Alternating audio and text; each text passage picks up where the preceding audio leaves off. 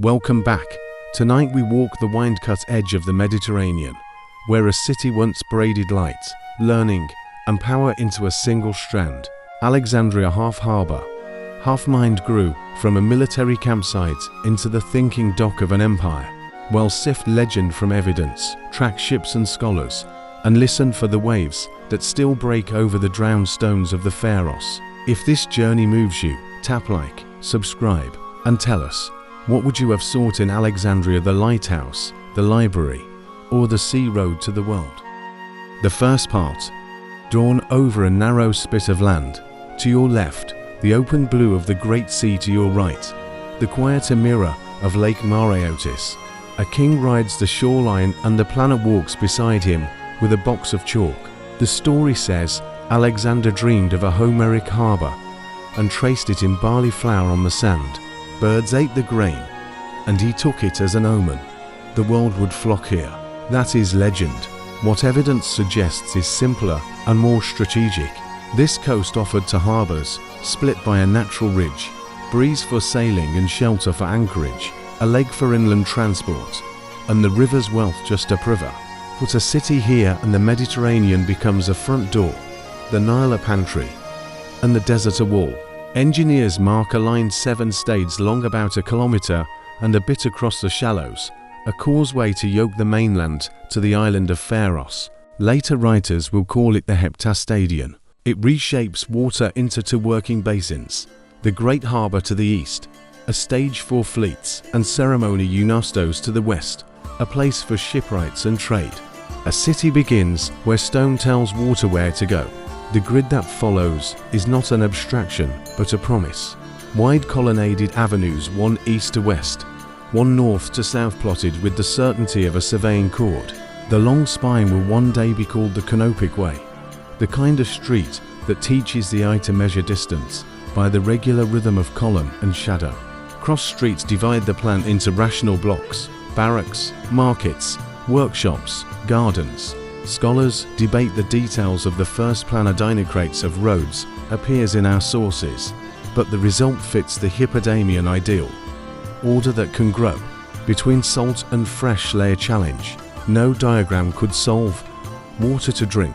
The answer is not a single aqueduct, but thousands of underground cisterns, lime-plastered cavities stitched beneath the city like a second map. Roof runoff, canal water, Nile-fed channels. Each season has its intake, each neighborhood its vaults of cool. Walk the streets above and you will never see them, but the city's pulse is stored underfoot. Look outward. Alexandria is not only lines in sand, it is a hinge between circles of trade. North and west, Sicily, Rhodes, Cyprus, the Aegean Islands that send wine and marble and men. South and east, the Nile Valley's grain, papyrus, and glass. Farther yet, by canals and portages to the Red Sea, spices and textiles from Arabia and India. Even at the start, the plan assumes ships from everywhere, tongues from everywhere. Ports are honest places. A bale is a bale, whether weighed in Tyre or in Massalia, and coin carries kings' faces farther than their armies do. This is also a city aware of its own image. The founder set aside ground for a royal quarter and a precinct for learning. They do not yet build the library, but they reserve the breath to imagine it. A place where text is a cargo and scholars are the pilots who never leave shore. In time, those rooms will make as much noise as the shipyards, and the island Pharos waits like a raised hand.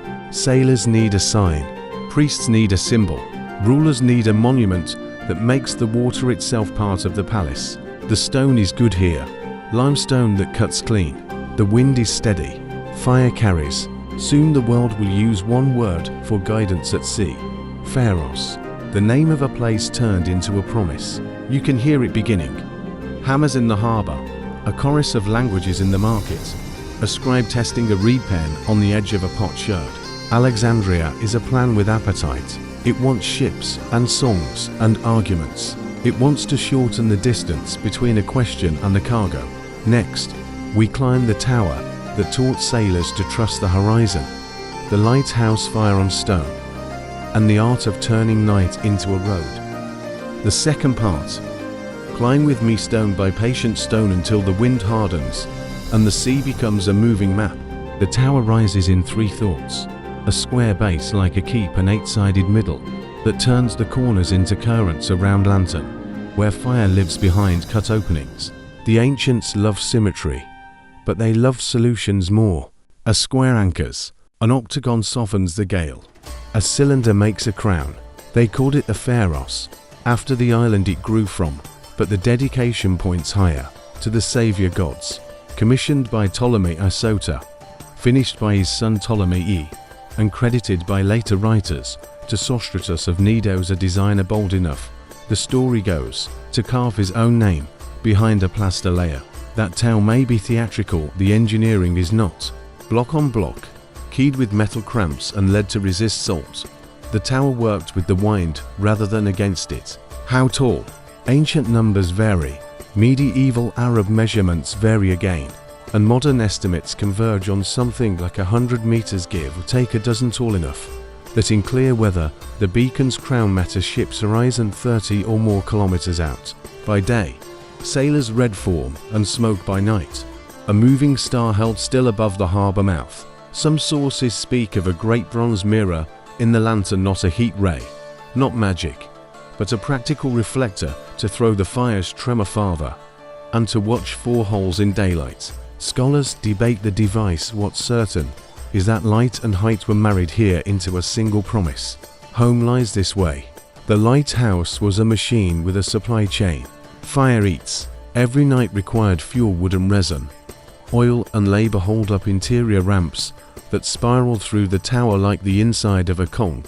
Keepers lived by shifts, reading the weather, nursing the flame, cleaning soot, trimming wicks, and banking embers before dawn. Alexandria did not simply own a beacon, it staffed one, fed one, and trained men to think like mariners even when they never left shore. From the water, the Pharos was theology in limestone. A Zeus Sota here, a Poseidon there, a sculpted Triton, or to catching spray kings used gods as mirrors, and the lighthouse reflected both. It was also a customs house of the imagination. A captain seeing that light felt not just safety, but jurisdiction.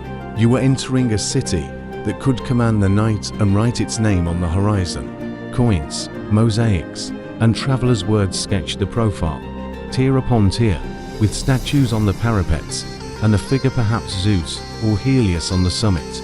The tower's masonry was pale, the interior staircases lit by slit windows, the lantern open enough to breathe, but sheltered against sudden squalls.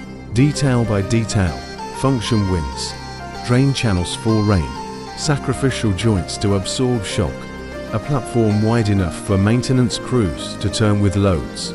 That practicality is why the Pharos lasted not decades but centuries. And yet stone remembers every tremor. Earthquakes mark the record, the long shelf life of the tower interrupted by great shudders that cracked and then, in later ages, toppled sections into the harbour. Eventually, rulers built a fortress from fallen blocks where the lighthouse stood, a soldier replacing a star. Even so, the word Pharos escaped the ruin. Everywhere lighthouses rose, language carried Alexandria inside them. Stand again at the lantern. Hear how night changes when a line of fire appears, how the sea quiets, how risk narrows. It is not only sailors who read that sign. A city of scholars, priests, and politicians also learned from this. That visibility itself can be a kind of power. If you can make distant things clearer, you govern not only ships, but choices. We go now from light to letters, from the tower that guided holes to the rooms that tried to guide thought. The library and the Mauseum, where knowledge was cargo and the shelves were a harbour of their own. The third part. Open the door and the air calls. Light falls sideways from a peristyle court, and the sound is not silence, but paper breathing papyrus on papyrus, a dry hush like wind through reeds. They called this precinct the Mauseum, the shrine of the muses, but the shrine was a system. Stipends, meals in common, a colonnaded walk for argument, rooms for reading and rooms for copying, a resident faculty who treated the king's coin as time to think, to edit, to measure. Strabo will later sketch it in a few spare lines. Lodgings, a dining hall, a covered walkway, a sacred precinct. He places it near the royal quarter, inside the Bruchion, where palaces shaded scholars from politics without really removing them from it. The exact footprint is lost to us, the stones repurposed by centuries of need. What remains is the shape of a method. Alexandria turned curiosity into administration. The library was not a single room with a mystical glow. It was storage and staff, procedures and priorities, a logistics of ideas. Ships entering the great harbour were asked whether they carried books. If they did, the rolls were taken to the scribes, copied with care, and stamped with a note from the ships. The owners received the copy. The original stayed an aggressive policy of collection that built a memory faster than any market could. The shelves thickened with Homer and tragedy, medicine and mathematics, travelogues and temple lists. Callimachus of Cyrene composed the Pinaeus, a catalogue in dozens of volumes, not only classifying texts by genre and author, but sketching biographies and first lines, so that a reader could find what a reader truly sought. The index itself became an invention. Names walk these halls like lamplight. Xenodotus and Aristarchus took Homer apart and put him back together with symbols in the margins, deciding which lines sounded like a poet and which like later hands.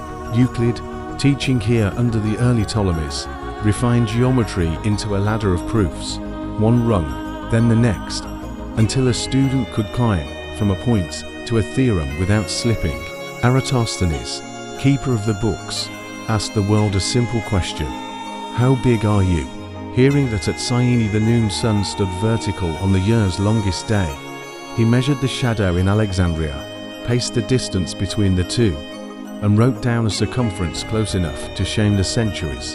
He also mapped, dated, and quarrelled in a city that paid men to quarrel well. The library's labour was not only preservation, it was addition, translation, synthesis. In one pavilion, a team renders Hebrew scripture into Greek. The story of the 70 is wrapped in legend, but the result, a Greek Torah, spoke to a mixed city. In another, a royal decree standardizes how the king's own history should be told.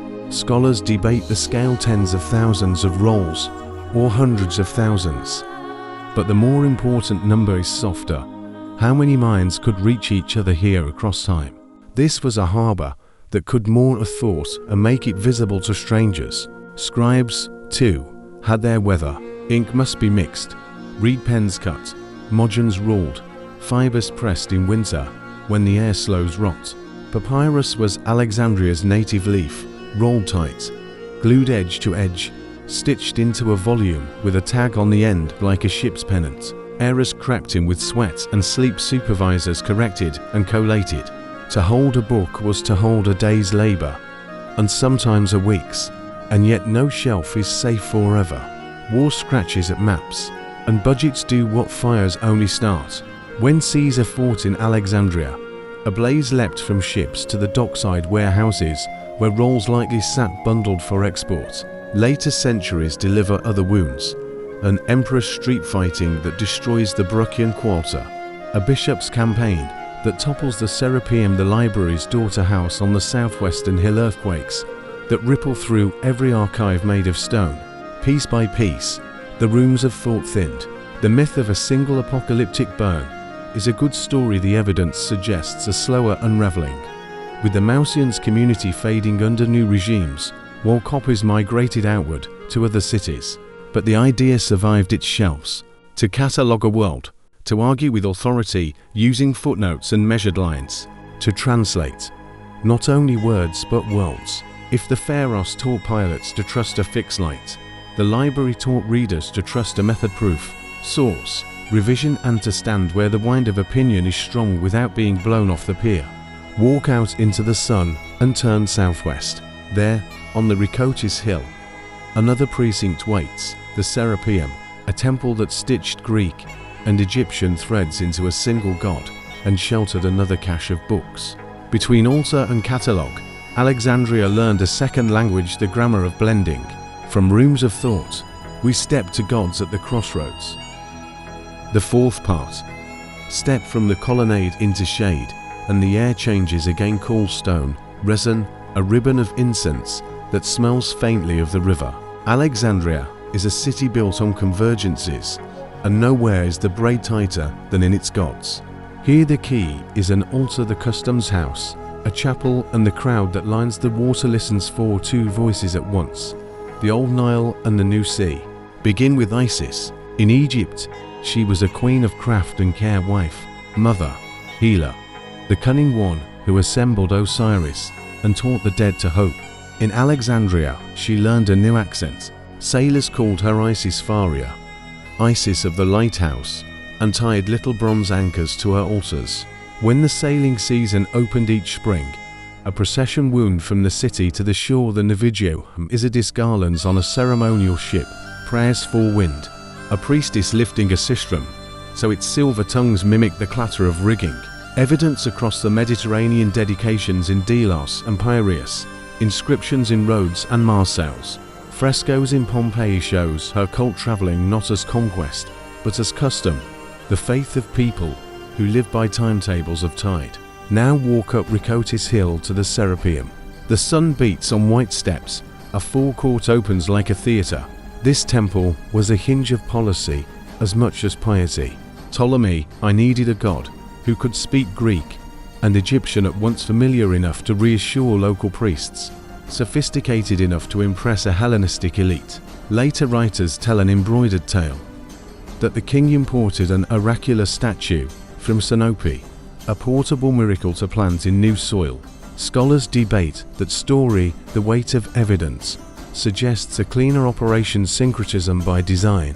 Take the Memphite Apis ball and the Osiris myth and fuse them with the pasture of Zeus and Hades, a bearded, enthroned god, serpent at his side, grain measure on his head like a cosmic crown. Call him Serapis. Build him a house with Greek colonnades and Egyptian gravity. Let the priests shave their heads like their fathers, but quote philosophy like their neighbors. Inside, the rites were mixed but clear. Incense from Arabia curled in the light. Hymns could sound like Homer 1 hour, and like a temple litany the next. Petitioners slept inside chambers to court healing dreams, incubation that felt half Asclepius, half Nile. A library grew here too, a daughter to the great one by the palaces, stocked with duplicate rolls and local texts, proof that worship and reading share a spine. Repetition. We know the Serapeum housed statues, storerooms, lecture halls, and underground passages where the heat fell away and the hush grew heavy. We also know it sat on a fault line not of geology, but of identity. To step into its courts was to practice being two things at once. Why did it work? Partly because port cities are fluent. A Greek merchant can honor Isis as patroness of safe cargo without renouncing Athena. An Egyptian sailor can salute a bearded Serapis without forsaking Osiris. Partly because the Ptolemies paid for it endowments, land, a priestly ladder, festivals that made loyalty feel like a holiday. And partly because the gods were genuinely good at their jobs. Isis promises that skill and love can stitch the broken. Sailors and mothers are both practical people, and practical people remember what helps. Serapis promises order after storm, harvest after flood, meaning after loss. Philosophers can argue with that, but they rarely win. Myth meets evidence in details. Plutarch describes Isis as the wisdom that civilizes. Inscriptions name her Eupoia, a fair voyage.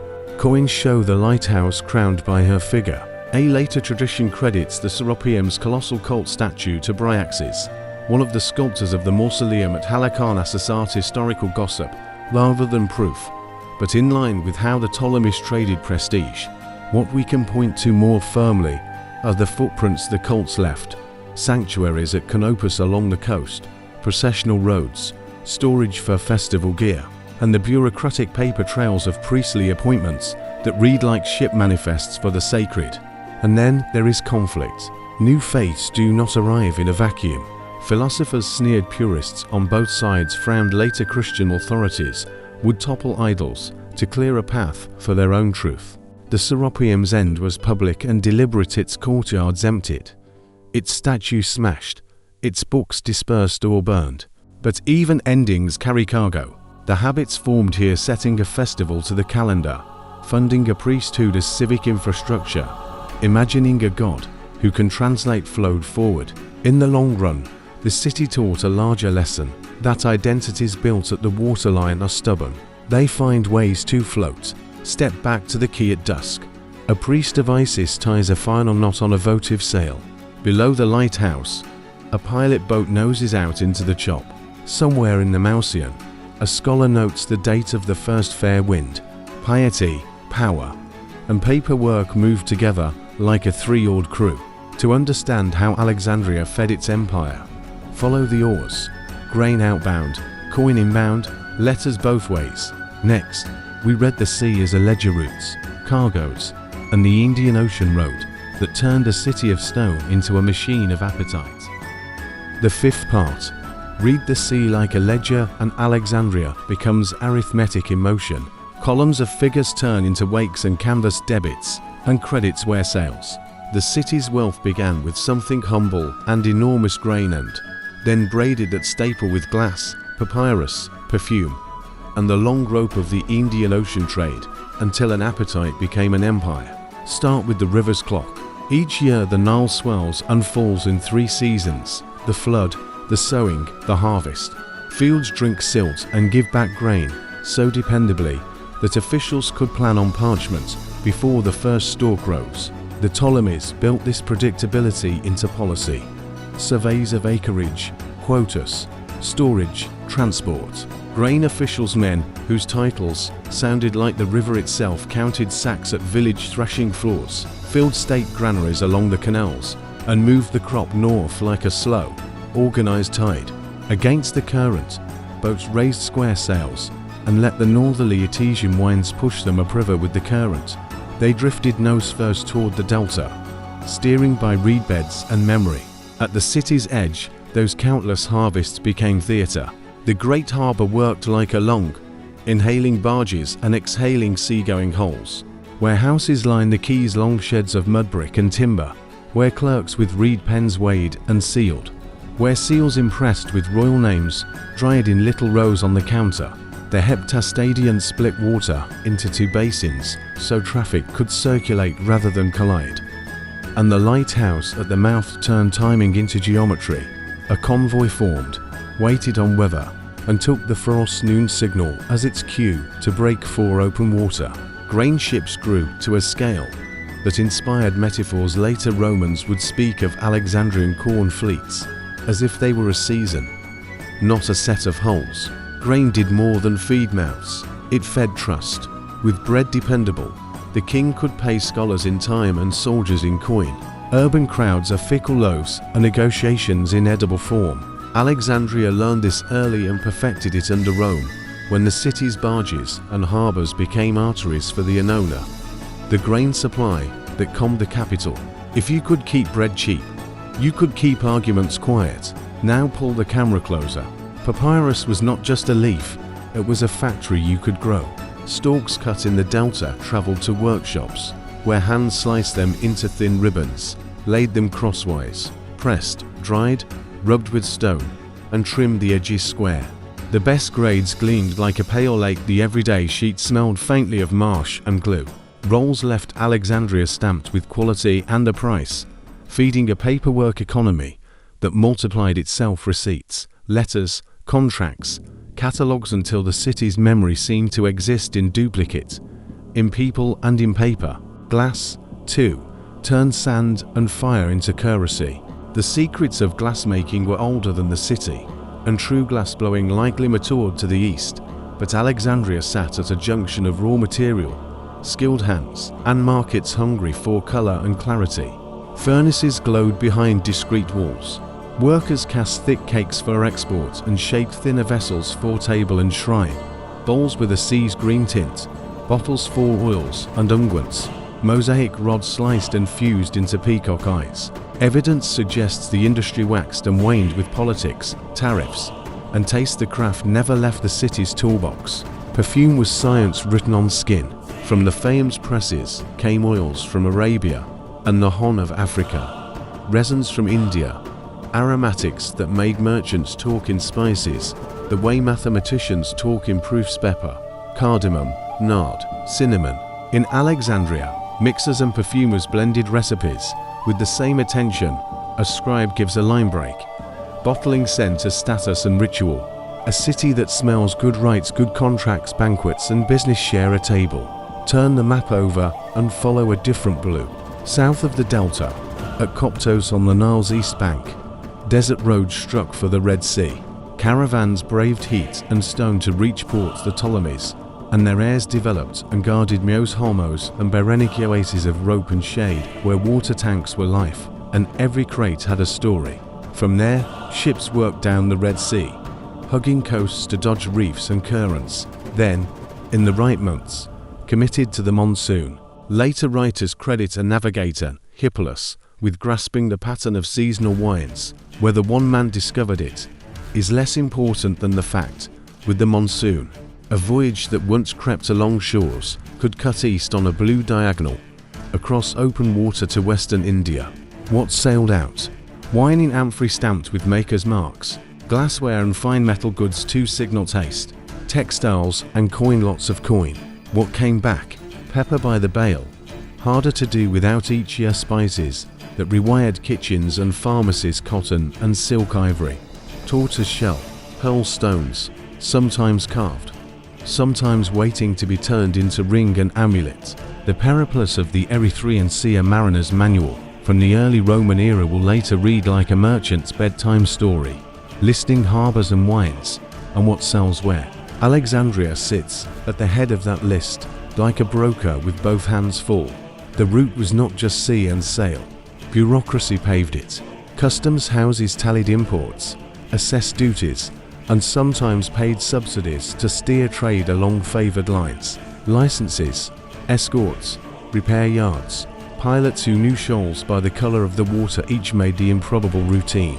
And because the city minted coin to its own standard and ran monopolies on essentials like oil, salt, and papyrus, profit tended to turn back toward the palaces. A closed currency system sounds dry in practice.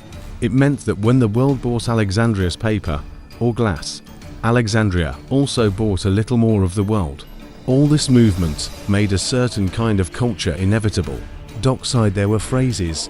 You could trade anywhere from Rhodes to Museris. In the counting rooms, Greek math kept Egyptian measures honest. In temple precincts, votives carried the names of gods who had learned to answer to more than one language. A scribe could quote Hesiod and haggle over cumin in the same afternoon. The city did not merely sit between regions, it translated between them, turning difference into margin. And the risks, always present, always priced. Pirates and storms, sand-choked canals, border wars that shut a road, epidemics that emptied a quay. Scholars debate how often the Nile-Towed Sea Canal was navigable in the Hellenistic period, and how early direct monsoon crossings became standard. The pattern that matters is resilience. When the canal clogged, caravans bridged the gap. When a fleet was lost, credit delayed collapse. The network flexed, and the city, eating risk for breakfast, kept its accounts. Stand again on the mole and listen to what the harbor says when no one speaks. Blocks shift underwater where pylons once stood. Ropes creak. Somewhere a clerk is scratching a tally onto a shard of broken jar. The most honest writing surface in the world. Empire here is not a crown. It's logistics with a memory. But a machine this hungry needs plumbing. Ships thirst, people thirst, warehouses burn if cisterns run dry.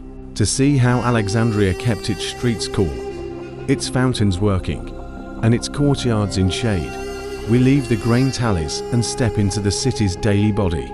Streets and water, the hidden arteries that let all this trade breathe. The sixth part, start at street level, where heat, shade, and wind make the rules. Alexandria's plan looks clean on a tablet, but under your sandals it's alive, colonnades breathing sea air, awnings rigged like small sails, dust tamed by quick splashes from amphorae. The great east-west spine, the canopic way, runs straight as a verdict, teaching your steps to count by columns. Cross streets clip off the glare, turning sun into a rhythm of light and cool. You can smell the harbor before you see it. Tar, brine, crushed herbs from a vendor pounding mint into oil. A city like this drinks the Nile, the way a ship drinks wind. Water comes not in a single heroic arc, but in systems, canals feeding Lake Mareotis, channels cut and tended, and beneath your feet a secret city of cisterns, lime-plastered chambers, ribbed into the subsoil like a hive. In flood season the intakes run, and the vaults take their slow breath. In lean months, taps in courtyards draw it out by bucket and rope. The best houses hide stairways down to cool. Echoing rooms where the walls sweat faintly and jars keep a night's chill into noon. Supervisors test for lime and silt. Scrape and reline masons talk of water, like doctors talk of blood. Listen to the street. Iron hoops on wheels ring the air, sandals slap a baker, calls loaves by weight and price. Apartment blocks climb 3, 4, sometimes 5 stories painted stucco. Balconies threaded with laundry. A household shrine in a niche beside the stair, where a little coil of incense thanks Agathos Daimon, the good spirit.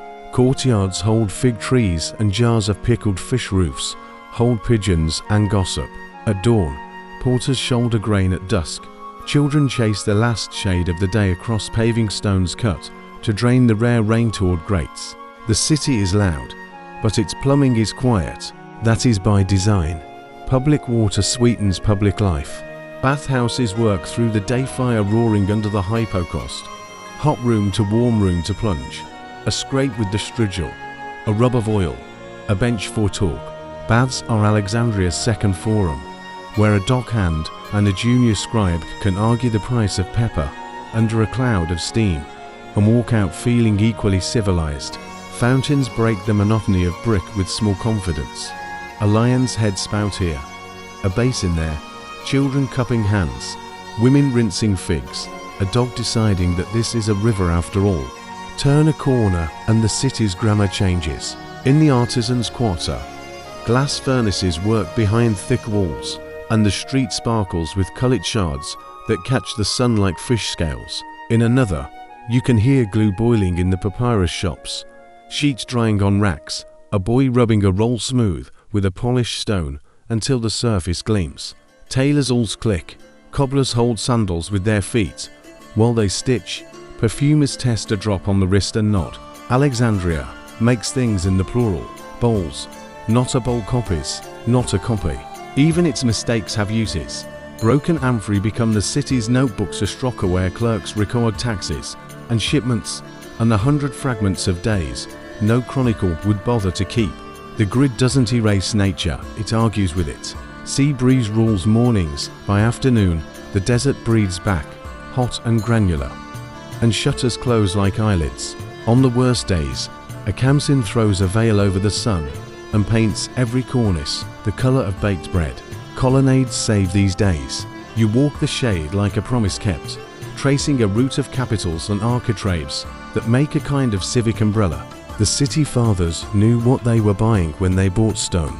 Sacred time threads through ordinary time. At a street corner shrine, a sailor knots a ribbon and touches the base with 2 fingers for luck. On market days, a little procession shuffles by, a flute, a painted image, a chant that sounds Greek on one block, an Egyptian on the next. No one stops for long, everyone registers it. The gods live here at eye level in niches, courtyards, and shop signs content to receive a pinch of spice or a whisper. Grand sanctuaries anchor the skyline. Household piety stitches the fabric. Evidence of learning is surprisingly domestic. At Carmel Dicker today, a tidy rise. In antiquity, a busy slow lecture halls step down like shells. Rows of low seats curved around a speaking place. A boy with ink on his fingers palms a wax tablet and practices letters. In a portico nearby, a tutor reads out loud, showing his student how to breathe sense into a line. Not all scholarship wears a scholar's cloak. Some of it sweats in courtyards, where a surveyor clacks his cords against pegs and teaches an apprentice how to measure an honest right angle. The city's defenses are practical, not theatrical. Watchmen carry lanterns and wooden rattles. A fire squad keeps carts ready with leather buckets and hooks. When the lighthouse flame is banked toward dawn, The watch on the eastern gate yawns and trades a joke about the wind. Alexandria understands risk distribution. Grain ships are insured by prayer and reputation. Neighborhoods are insured by custom. Who runs where when the alarm sounds? Who has the key to which storeroom? Which cistern is kept full for summer? Food moves with a rhythm set to a drum. Barges up the canals, handcarts down the alleys. Fish markets near the harbor lay out the morning's catch on reeds. The knife flashes fast, and the waste goes to cats you could mistake for small lions. Bakeries are the city's pulse ovens fed steady. Loaves branded with seals, so wheat can be traced back to a granary if something tastes wrong. Street food travels well. Dates, chickpea cakes, wine cut with water, and a splash of resin to keep it sound. A city that eats together argues better. The Ptolemies know this and fund it. Bread at a price, oil as a standard, festival rations that turn policy into relief. Walk west and the tone lowers. Outside the crowded districts, the necropolis begins. Rock-cut chambers called by depth, painted with banquet scenes where the living rehearse eternity. Down here, silence has a temperature. Up above, chariots and carts grumble along the heptastadion, the causeway that makes to harbors from one sea and to neighborhoods into one city. Wells along the route serve men, and mules' shops serve the men who serve the mules. Even infrastructure gets an ecosystem, and yet for all this order, there's improvisation everywhere. A sculptor uses broken marble as a doorstep. A scribe patches a rent in a roll with a sliver of older text and jokes that Hayes made a palimpsest. A fishmonger rigs a scrap of sailcloth to turn his stall into shade. Alexandria is technical competence with a human grin. A place where you can hear 10 languages say the same thing and all be understood. If you climb towards sunset on the Rhacotis Hill, the city lays itself out for you. The glitter of the great harbor, the pale backbone of the Canopic Way, the lantern on the horizon like a held breath. Somewhere in that view, a door opens into the royal quarter, and with it into a different climate. Marble floors cool as law. Scribes bent over policy instead of poetry. Scholars whose stipends depend on moods that can change with a coronation. We've walked the arteries. Now we step into the heart court and classroom, where patronage turns intellect into influence and rulers learn that ideas can be as unruly as fleets. The seventh part. The door to the royal quarter swings on quiet hinges and the temperature drops. Marble drinks heat, etiquette drinks breath. Here the city's noise turns into protocol ushers, seals, petitions stacked like thin bricks of time. The Ptolemies understood that a port rules by spectacle as much as by ships, and they built the court as a stage where wealth could be seen, counted, and converted into loyalty. Picture Ptolemy I, the soldier who became a founder, learning to act like a pharaoh without ceasing to think like a marshal. He keeps Macedonian friends close, Egyptian priests closer, and scholars closest of all, because ideas travel faster than armies when you feed them. He and his son Ptolemy invent a civic mood, feasts and processions that braid Greek theatre with Egyptian ceremony, gold weaving through linen, a calendar tuned to both Nile and Olympic time. Decrees speak 2 or 3 languages at once, and every inscription is a contract between throne and street. The Canopus decree will praise a king and quietly codify taxes. The later Rosetta Stone will do the same with more polished grammar. Policy wears piety like a well-cut cloak. Patronage runs on schedule. Stipends for the Mausian arrive as grain, oil, lodging, and the most precious payment of all, immunity from certain civic burdens. A scholar here eats because the king wills it, and that creates a tension as sharp as a stylus. Flatter to Opally and your furniture, argue to boldly and you're replaceable. The best of them learn a courtly geometry. Praise the patron by refining the world he claims to rule.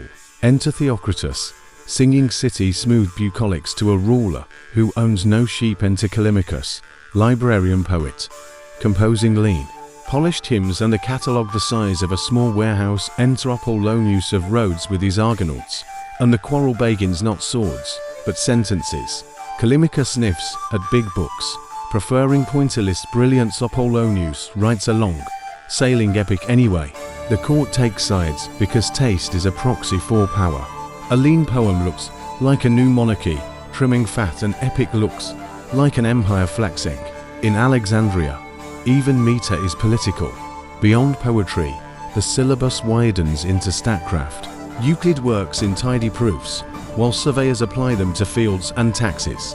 Eratosthenes measures the earth, administrators measure what the earth owes. Doctors at the Mausian dissect to understand the body. Quartermasters dissect to understand a ration. The palace keeps ledgers in Greek, but consults priests who know which day is lucky for launching a fleet. Arsinoe, royal sister and queen, learns how public devotion multiplies private authority. Her name is carved on temples and on the minds of officials who understand how cult stabilizes succession. Scholars debate which titles were invented and which inherited. The pattern is clear. Knowledge is furniture the throne sits on. Patronage buys brilliance, but it also buys friction. A mathematician refuses court flattery and is quietly edged out of the dining hall. A philosopher praises the wrong general and finds his stipend delayed. Scribes copy both sides' letters because the bureaucracy's loyalty is to the filing system. The royal household trains itself to stage public generosity euagesia, while maintaining monopolies on salt, papyrus, and oil that funnel gratitude back into the treasury. A poet writes a hymn to a goddess who looks suspiciously like the queen. The hymn circulates, and the tax concession follows for the poet's uncle's neighborhood. Influence in this city as a family tree. The classroom bleeds into the court and back again. In lecture halls at Comaldika, young men practice declamation on themes that sound fictional until they are not. Should a general obey a foolish king? Should a city pay a philosopher in famine? These are exercises, and they are not. The best students graduate to real petitions, real speeches, real disputes over dredging the harbor or funding a festival. Rhetoric is a civic technology. The palace manufactures it like glass and perfume. Religion, too, takes lessons. Priests at the Serapeum to quote philosophy. Philosophers learn when to quote silence. The state endows cults that make obedience feel like belonging. Processions mark the year marks the tax cycle pays the musicians. When a new Ptolemy is crowned, choruses chant in Greek, and Egyptian scribe notes the date. A harbor official calculates how many loaves the celebration will consume. A librarian quietly acquires another copy of the hymn, because even flattery deserves a shelf. Not all the pupils are docile. In banqueting halls, you can hear the future in a lowered voice, the murmur that the Romans have become unavoidable, the rumor that garrisons cost more than grain can forgive, the whisper that the court silk hides a hard math of debt. A visiting ambassador watches, smiles, and writes home that the city is magnificent and nervous. Scholars debate the exact timing of each tremor. The tremors themselves are plain. When kings die young or cousins marry cousins, the curriculum turns chaotic, and yet brilliance keeps sparking under pressure. New instruments appear, a water clock refined for the courts, a screw to lift irrigating water, a better gnome for measuring shadows on palace roofs, where astronomers read the sky, the account book. The library issues revised texts, the mint issues revised coin, the port issues revised schedules. This is how a thinking city survives its own contradictions, by making a habit of revision. Step into the throne room one last time. The mosaic floor shows a hunted Nile creature writhing in tiny stones above it. A king hears a petition about tariffs, while a scholar waits with a dedication copy of a new treatise. Outside, a messenger runs across the palace courts with news that will tangle both their plans. Roman sails sighted, or a general's mutiny, or a blaze in the warehouse quarter blown landward by a freak wind. Court and classroom look up together. Learning can steer policy can protect learning. Both, now, face something neither can fully control. Smoke on the horizon has its own pedagogy. In the next chapter, we sift the record of sieges, fires, and earthquakes, what really broke, what rumor burned that the stones did not, and how the city rebuilt itself between shocks. The 8th part. Smoke writes crooked history. One spark in the wrong wind, and a tidy ledger turns into rumor. Alexandria knew both the choreography of triumph and the improvisation of disaster. And the record we have is a palimpsest of sieges, fires, and shudders from the earth itself. Begin in 4847 BCE, the Alexandrian War. Caesar arrives with a handful of men and oversized nerve palace politics, and street loyalties split the city like a fault. To block the royal fleet, he burns ships in the eastern harbor. Wind does what wind does. Flames jump from hull to quay, from quay to warehouses. Later writers argue about what exactly. Burned dockside storehouses, counting rooms, perhaps bundles of book rolls awaiting export. The neat myth says the library, singular, perished in a single blaze. Evidence suggests something messier. Losses, yes, severe along the waterfront, the great scholarly complex in and surviving the episode. Wounded more by the famine and budgets that followed than by that night's fire. Even in catastrophe, Alexandria's truth is an aggregate. To centuries later, the city learns a different lesson in fragility. Aurelian, the Roman emperor, with an urgent talent for repair, fights to pull the empire back together in the 270s CE. Alexandria, entangled in breakaway politics, becomes a battlefield. The quarter called the Bruchion, the royal scholarly district, suffers heavily. Sources are terse, but their direction is clear. Monuments and palaces were damaged or demolished, and whatever remained of the old Mausian community thinned to a thread. Not a theatrical collapse, more a long unhousing.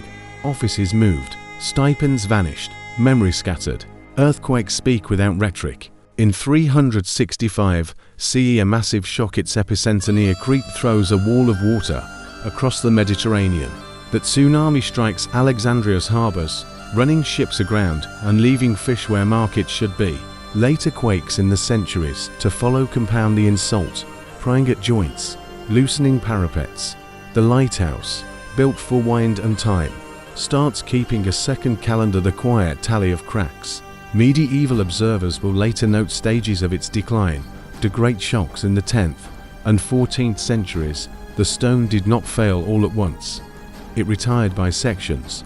Between tremors, people make choices. In 391 CE, under imperial orders and local fervor, the Serapeum is dismantled as a temple. The act is public, deliberate, and argued about still. What we can say soberly is this: statues fell, sanctuaries emptied, the daughter library that lived there lost its house. Scrolls do not always burn, sometimes they simply have nowhere to go back to when the reading is done. Institutions perish by subtraction of space, of stipends, of the habit of gathering. Sieges repeat like a lesson which would learn the first time. Grain that once moved, as policy becomes ration under duress. The heptastadian's causeway turns from bridge to barricade cisterns, meant to sweeten summers, become strategic. Plague and panic travel with armies. Each wave leaves a different watermark, altered tax rolls, a broken colossus, a festival cancelled for prudence. The city's genius for logistics serves it even in retreat. Repairs a triaged rubble as quarried old stone finds new work. By the late medieval period, the Pharos is more memory than machine. Blocks tumble into the sea, sailors still sight the stump but rely on lesser lights. Then a pragmatic miracle. Rulers of a different script and century raise a fortress on the same reef, using the lighthouse's stones. The citadel of Cape Bay stands like a reply to loss, form changed, function preserved. The city tells itself, and us, that guidance is a service, not a single building. What, finally, truly broke? The continuity of one royal-funded scholarly campus, yes. The habit of a single court deciding what is remembered, yes. What did not? The geometry of the plan, still legible in later streets. The harbor's logic, still dictating where walls must stand. The idea that catalogue and key belong to the same city. Even after conquest reshapes the script on coins and gates, Alexandria remains a place that thinks with water. Stand on the mole after the last tremors, dust has settled. Men are already sounding depths for new pilings. A mason fits a fallen capital into a garden wall and shrugs as if stone were a verb. A schoolboy recites a line about wines and remembers the word Etesian, without knowing who first measured it. This is the city's stubborn secret. It survives by reusing itself. Next, we gather what's left glowing after the smoke, the afterlight. Fortresses on the Pharos Reef, libraries reborn on land and underwater, and a legacy that still teaches engineers, sailors, and readers how to see. The ninth part. Afterlight is what stone gives back when empires go dark. Stand on the reef of Pharos, and the lighthouse is gone, yet its pasture remains. A fortress, the citadel of Cape Bay, faces the wind in the same stance. Guidance became guard. Language keeps the memory alive. Pharos turned into fair in French and Pharaoh in Italian and Spanish. A city's name became a common word for safety. Look down instead of up. Divers work where courtiers once walked. In the eastern harbour, they have mapped fields of carved blocks and drum-like columns, with sphinxes reused long ago as breakwaters. Some teams chart the sunken royal quarter. Others log the fallen skin of the lighthouse itself, room-sized stones resting where earthquakes and waves laid them down. To read this underwater archive, you need a different script. Sonar acts like an index. Silt acts like notes in the margin. A careful hand brushes centuries off an inscription before the sea writes over it again. Legacy rises above the water too. In 2002, a new library opened, round like a rising sun, and tilted toward the sea. Its outer wall is cut with letters from many alphabets. Inside are books, labs, galleries, and a planetarium. No one claims it replaces the ancient stacks. It answers them. Paper gave way to light and data, but the wager is the same. A city can organize curiosity and feed it. The map of influence runs far beyond one coast. Cosmopolitanism here was not a slogan. It was a way to survive. Alexandria learned early that translation is policy and logistics is power. You can weld identity without melting difference. Modern ports still follow that lesson with customs checks, health controls, and bonded stores. Universities that pay stipends so minds can range echo the old Mauseum. States that stage public ritual to make crowds feel like citizens repeat a choreography on this shore. Bread secures loyalty. Light secures passage. Libraries secure memory. Myth endures because it is well shaped. Sailors still tell of a great mirror that set ships on fire. Visitors still repeat a story about one night when every book burned. These tales are vivid, but not required. The stronger truth teaches more. Alexandria ran on systems, not on a single miracle. Its losses came in stages, not in one clean blaze. Its plan could break in parts and mend in parts. That is why the city belongs not only to the past, but also to engineers, planners, and readers now. Walk the Canopic Way in your mind one last time. Hear a pen rasp on a shard of pottery. Hear a stylus tick across wax. Hear a dockhand count a stack of sacks. Hear a priestess shake a sistrum that answers the rigging in the wind. On the horizon a lantern once fixed the night. In a courtyard a catalogue once fixed a text. On a quay a schedule once fixed a city to the world. All three say the same thing in different words. Clarity is a public good, so the afterlight widens. A fortress grows from a lighthouse. A new library answers an old one. Maps drawn underwater keep tracing the coastline of thought. Alexandria's gift is method. Choose the hinge between worlds. Light it, measure it, argue about it, rebuild it when it cracks. We end where we began, by the water, with a question. What would you have sought here, fire, books, or roads through the sea? In our closing, we tie those choices together and ask what it takes, now, to keep a haven of minds any haven lit.